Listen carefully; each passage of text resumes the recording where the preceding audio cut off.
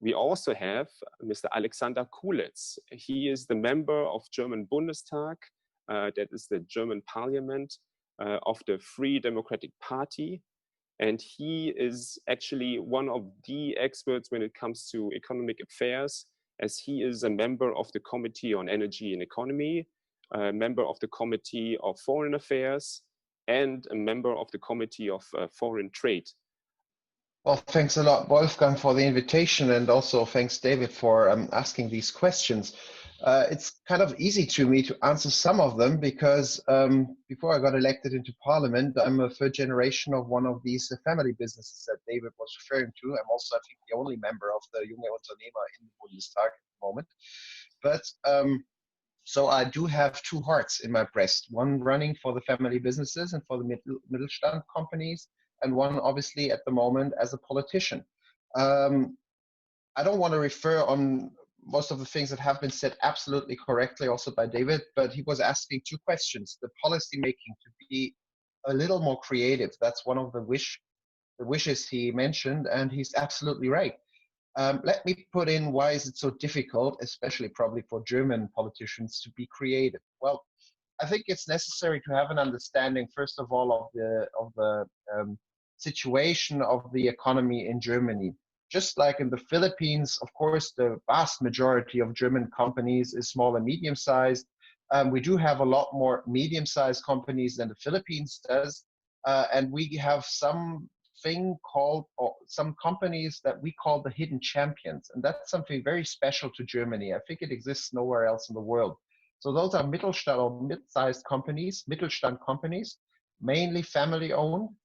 We're talking about 200, 300, 500 people, staff people, probably 1,000. So they're rather Mittelstand companies, but they have a world market share with their product, which is huge. So they are world market leaders. And out of, we have roundabout, well, depends how you count it, but we have up to 2,000 of these hidden champions. And of course, they are very vulnerable because they don't have the size of a huge public company, stock company. So they don't have the power on the international markets to only act by themselves. They're always dependent on the state level. On the other hand, they are very dependent on the export and on the international markets. This is also one of the huge strengths that we have on the German economic side. So I think this is important to understand. On the other side, Germany is a federal country. By federal, of course, you have different ways of democracies, like in the Philippines, where you have a rather presidential democracy, like in France, like in America.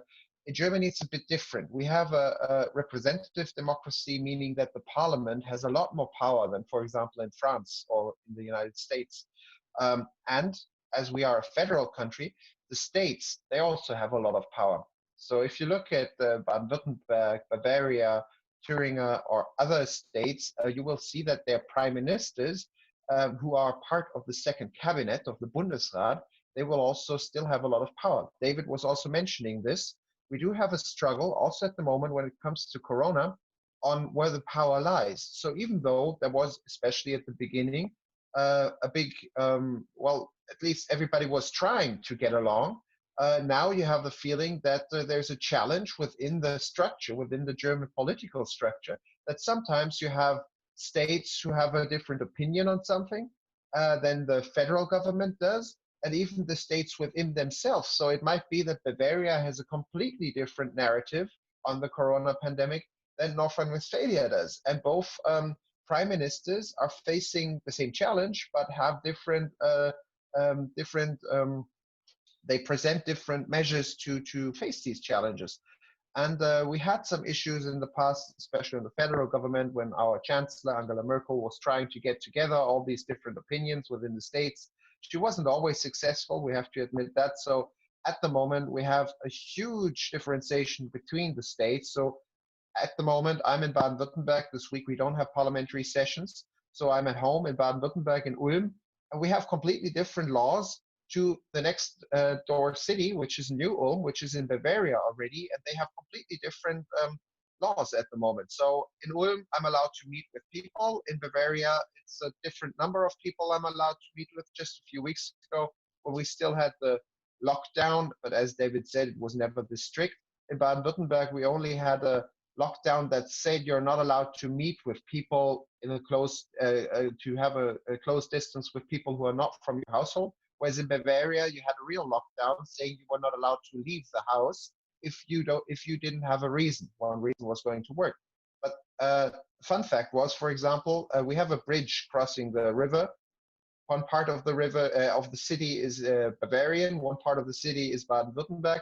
So people who left the house 2 weeks ago coming to Baden-Württemberg, buying some stuff in the grocery, for example, that were not opened in Bavaria, but were opened in Baden-Württemberg, they had to pay a fine going back over the same bridge because the police would stop them. So those are awkward situations that occur due to the fact that even though we are one country, several states have different laws. And I think this is necessary to explain why it's sometimes so difficult to have a creative policy making in the sense of creative but helping out. We are very creative at the moment, but it's a creative catastrophe, if you ask me, rather than having a creative common sense on how we work out the COVID pandemic and the situation.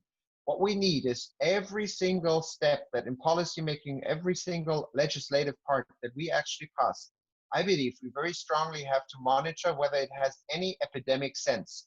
And very often we pass a lot of legislation that just doesn't make sense. Let me give an example, because I know that junge Unternehmer, Familienunternehmer, they were also very unhappy with this part of legislation. So at one point we decided only shops up to 800 square meters are allowed to open. Shops that are bigger than 800 square meters are not allowed to open. Well, honestly, what does that have to do with the virus? The virus doesn't care if it's 800 or more square meters.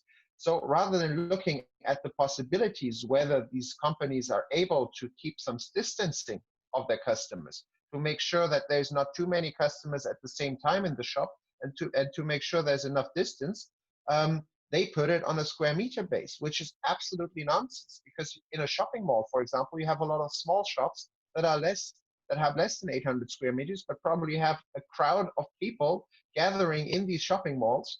It doesn't help to fight the virus. And we had a lot of these kind of, I would say, laws that are more of a political activism rather than a pandemic fight against the coronavirus. And this is where I believe we have to be much more creative.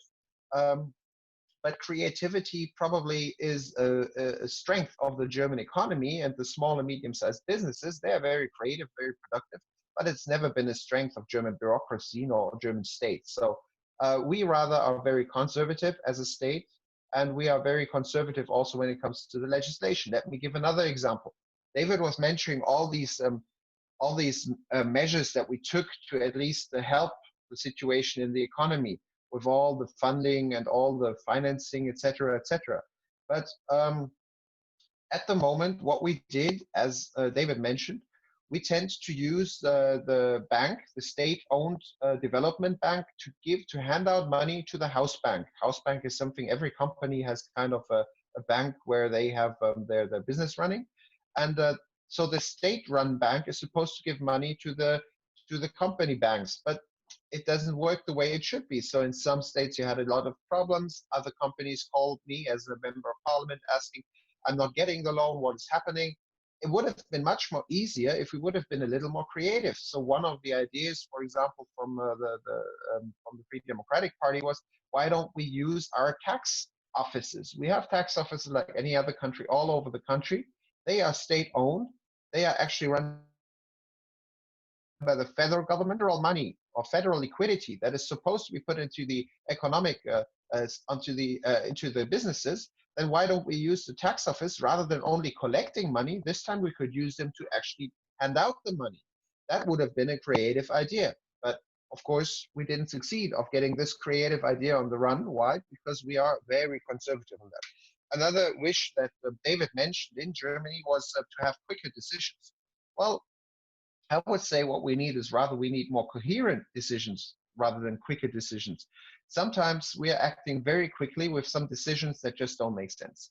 Sometimes we are lacking behind on decision making. At the moment, the huge challenge, but not only in Germany, all over the world, we are facing something that we didn't know before. We are facing something new. We have structural changes all over. Now the question is, how do you react on that on a political sense? No matter what you do at the moment, you will be a loser as a politician. Either you act too fast, people will start saying, no, no, no, no, no, no, that wasn't necessary. You shouldn't have done that. That was not, it didn't help anybody. Or you act too slow. In that case, you might have a big death toll of people dying due to the virus. You might have hospitals that do not cope with the situation. Whatever happens, we don't know. So you have to take a decision on a political scale at some point. But whatever you do, you will have people saying that was the wrong decision. So I think Germany did, at the beginning at least, quite well in being very cautious, in reacting rather,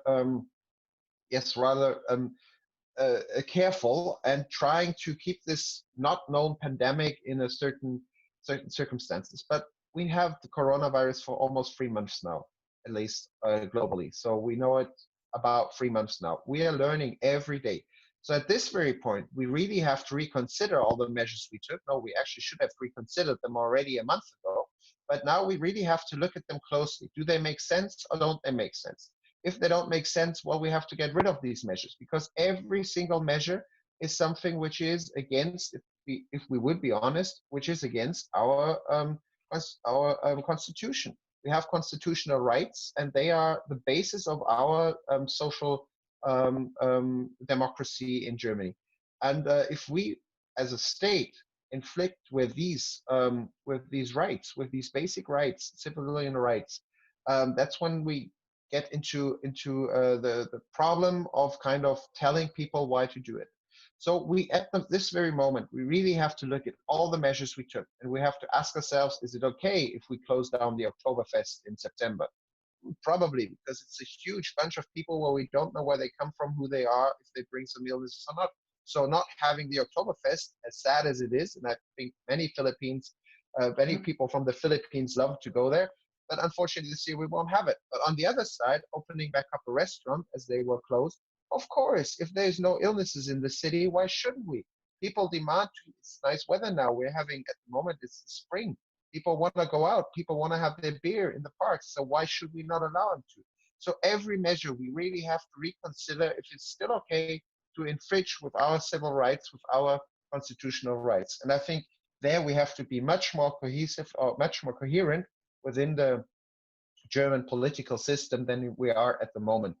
I'll just leave it here, and I'm looking forward on the Q&A session, because there's much more things to talk about, I'm quite sure, but I don't want to be lame and talk about things nobody's interested in.